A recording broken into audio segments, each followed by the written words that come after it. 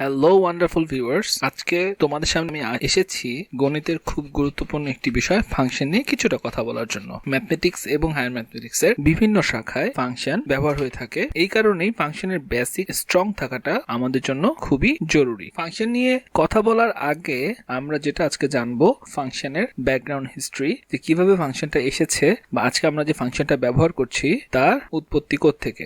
সর্বপ্রথমে রেনে ডিকার্টাস তার বই জিওমেট্রিতে ম্যাথমেটিক্স এর বিভিন্ন রিলেশনের কথা তুলে ধরেন। তিনি কিন্তু ফাংশনের কোনো কথাই বলেননি, তিনি ম্যাথমেটিক্স এর বিভিন্ন রিলেশনের কথা তুলে ধরেন। সেখান থেকেই প্রায় 50 বছর পরে গটফ্রিড উইলহেম লিবনিজ ফাংশন এই শব্দটি প্রথম ইন্ট্রোডিউস করেন এবং তারপরে আমরা আজকে যে লিখছি y = fx অর্থাৎ y একটা ফাংশন, এটা ব্যবহার করি। এটা ফার্স্ট ইন্ট্রোডিউস করেন লিওনার্ড অয়লার। চলো আমরা চলে যাই ফাংশনটা কি। যদি খুব সহজভাবে আমরা ফাংশনের বেসিকটা জানতে চাই, তা হলো function relates an input to an output. এর মানে হলো ফাংশন রিলেট করে অর্থাৎ সম্পর্ক তৈরি করে কার সাথে? একটা ইনপুটের সাথে একটা আউটপুটের। তাহলে আমরা বলতে পারি ফাংশনের প্রধান তিনটা পার্টস: ইনপুট, রিলেশনশিপ, দেন আউটপুট। অর্থাৎ একটা ইনপুটের সাথে একটা আউটপুটের যদি একটা সম্পর্ক থাকে, then we can call it a function. Let's make an example, multiply by 7। অর্থাৎ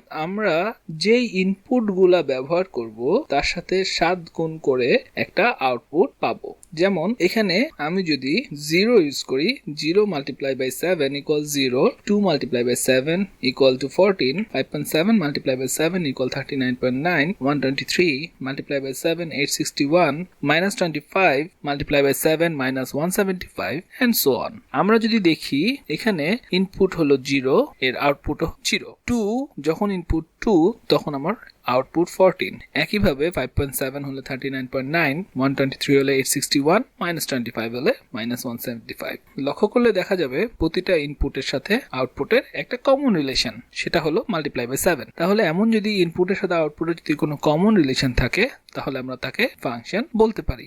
এরপরে আমাদের যেটা জরুরি জানা সেটা হলো what or how to name ইট। অর্থাৎ একটা ফাংশনকে আমরা কি নাম দিব এবং কিভাবে নাম দিব। It is useful to give a function a name. হ্যাঁ, ফাংশনকে একটা নাম দেওয়াটা গুরুত্বপূর্ণ বা জরুরি। কেন? কারণ আমরা যখন খাতায় ম্যাথমেটিক্সে প্রয়োগ করতে যাই তখন ফাংশনটাকে একটা নাম দিয়ে আমার লিখতেই হবে। The most common name is F, but you can have other name like G. সবসময় আমরা এটা সবাই জানি যে ফাংশনকে আমরা মোস্ট কমন মানে সবসময় ব্যবহার করে থাকি এফ দিয়ে। তার মানে এটা না যে আমরা এফ ছাড়া অন্য কিছু দিয়ে ব্যবহার করতে পারবো না। আমরা জি, এইচ, আই, যে কোনো লেটার দিয়ে একটা ফাংশনকে ব্যবহার করতে পারি বা একটা ফাংশনের নাম দিতে পারি। এমনকি তুমি চাইলে রাফিও দিতে পারো, তোমার নামও দিতে পারো। যাই হোক, আমরা চলে যাই কিভাবে আমরা এই এফটা ইউজ করব। এখানে দেখতে পাচ্ছি এফটা হলো ফাংশন নেম, দেন ব্র্যাকেটের মধ্যে এক্স ইকুয়াল টুয়াইস এক্স। তাহলে এটাকে আমরা কিভাবে বলবো? সেটা হলো f of x is equals twice x। এখন এই f এর জায়গায় যদি আমি g, h, i ব্যবহার করতে পারি, যদি আমি g ব্যবহার করতাম তাহলে আমি এটাকে বলতাম g of x is equal twice x। যদি আমি x এর জায়গায় y ব্যবহার করি তাহলে আমি বলবো f of y equal twice x। না, twice x বলবো না, আমি বলবো f of y equal twice y। তাহলে কি দেখা যাচ্ছে? এক্সটা আমার ইনপুট আর 2x এটা আমার আউটপুট। এর মানে হলো এটাই যে এটা এমন একটা ফাংশন যেখানে আমি ইনপুট যা দিব আউটপুট তার ডাবল বের হবে। তাহলে আমি একটা ফাংশনকে একটা মেশিন বলতে পারি, যে মেশিনে ইনপুট আমি যা দিচ্ছি আউটপুট তার 2 গুণ বের হচ্ছে। আমি 5 দিলে 10 বের হচ্ছে, 8 দিলে 16 বের হচ্ছে। তাহলে ফাংশনটাকে আমরা একটা মেশিনের সাথে তুলনা করতে পারি, যেখানে একটা ইনপুট থাকবে এবং একটা আউটপুট থাকবে এবং অবশেষে ইনপুট আর আউটপুটের মধ্যে একটা রিলেশন থাকবে। মনে রাখা ভালো, X is just a place holder. এক্সটা শুধুমাত্রই একটা প্লেস দখল করে রেখেছে, কিচ্ছু না। এক্স এর জায়গায় ওয়াই, জেড। অনেক সময় অনেকে ভয় পায় যে এক্স ছাড়া মনে হয় আমি অন্য কোনো কিছু ব্যবহার করতে পারবো না। না, জিনিসটা না। এক্স জাস্ট একটা সিম্বল, জাস্ট একটা ভেরিয়েন্ট। আমরা এখানে y, z, w যে কোনো কিছুই ব্যবহার করতে পারি। আচ্ছা, একটু আগে আমরা একটা এক্সাম্পল দিয়েছিলাম মাল্টিপ্লাই বাই 7। তো সেটাকে যদি আমি ফাংশন আকারে লিখতে চাই তাহলে কি লিখতে পারি? আমরা লিখতে পারি f of x equal 7x। আমি যদি x না দিয়ে y লিখতে চাইতাম তাহলে আমি বলতাম f of y equal 7y, বা f না দিয়ে যদি g লিখতে চাইতাম আমি বলতাম g of x equal 7x বা g of y equal 7y। However, আমরা চলে যাই ফাংশনের প্রধান তিনটা পার্ট। সেখানে ছিল ইনপুট, এখন আমি দেখতে পাচ্ছি value of X, then relationship and then output বা value of F X. Input আমি x এর ভ্যালু কি বসাবো, আউটপুট আমার ফাংশনের ভ্যালু অর্থাৎ fx এর ভ্যালু কি আসবে। সে আগের মতোই x এর ভ্যালু আমি 0 বসালে আউটপুট বা fx এর ভ্যালু আসছে 0। একইভাবে শেষে গিয়ে x এর ভ্যালু -25 বসালে আউটপুটের ভ্যালু আসছে -175।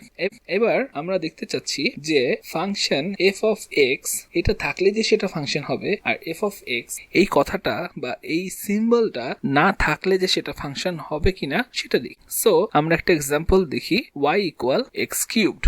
এখানে আমি f of x equal x cubed না লিখে লিখেছি y ইকুয়াল x কিউবড। তাহলে এটা কি একটা ফাংশন হতে পারে? দেখা যাক। আমরা যদি দেখি যে এখানে একটা ইনপুট দেওয়ার জায়গা আছে, অর্থাৎ সেটা x এর ভ্যালু, আমি x এর ভ্যালু 0 1 2 3 4 5 যে কোনো কিছু বসাতে পারি, বা কোনো ফ্র্যাকশনস অর্থাৎ ভগ্নাংশ বসাতে পারি, যে কোনো কিছু বসাতে পারি, এবং এই যে ইনপুটটা আমি দেই না কেন সেটা অলওয়েজ কিউবড হয়ে যাবে। অর্থাৎ দুইজনের মধ্যে y আর x এর মধ্যে সম্পর্কটা হলো কিউবিং, বা বাংলা যেটাকে বলে ঘন, অর্থাৎ একই সংখ্যাকে 3 বার গুণ করা। আমি যদি 3 বসাই অ্যান্সার আসবে 27, 5 বসাই অ্যান্সার আসবে 125, আর আউটপুটটা হলো y এর ভ্যালু। তাহলে এখানেও আমি দেখতে পাচ্ছি আমার ইনপুট আছে, আমার আউটপুট আছে, এবং ইনপুট আর আউটপুটের মাঝে একটা রিলেশন আছে। তাহলে we can call it a function. এবার দেখি ফাংশন কি কাজ করে বা কাদেরকে নিয়ে কাজ করে। What type of thing to function process.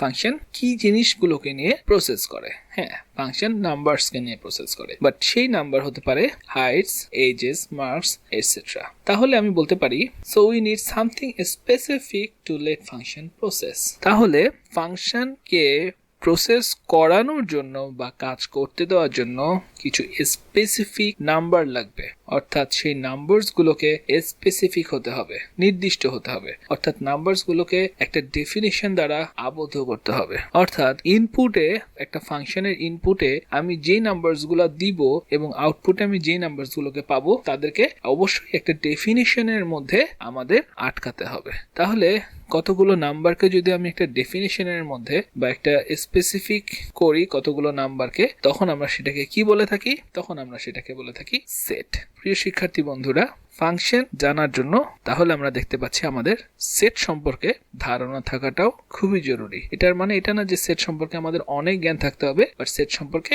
আমাদের বেসিক জ্ঞান থাকা জরুরি। তো ইনশাআল্লাহ আমরা সেট সম্পর্কে নেক্সট এপিসোডেই সেট সম্পর্কে আমরা শিখবো। তো এই পর্যন্ত ফাংশনের যে বেসিক ব্যাপারটা, অর্থাৎ ফাংশনের যে মেইন 3টা parts, input, relationship and output, সেটা আমরা জানলাম। আশা করি তোমাদের ভিডিওটা ভালো লেগে থাকবে। যদি ভালো লেগে থাকে তাহলে লাইক বাটনে চাপ দিবে এবং চ্যানেলটি সাবস্ক্রাইব করবে।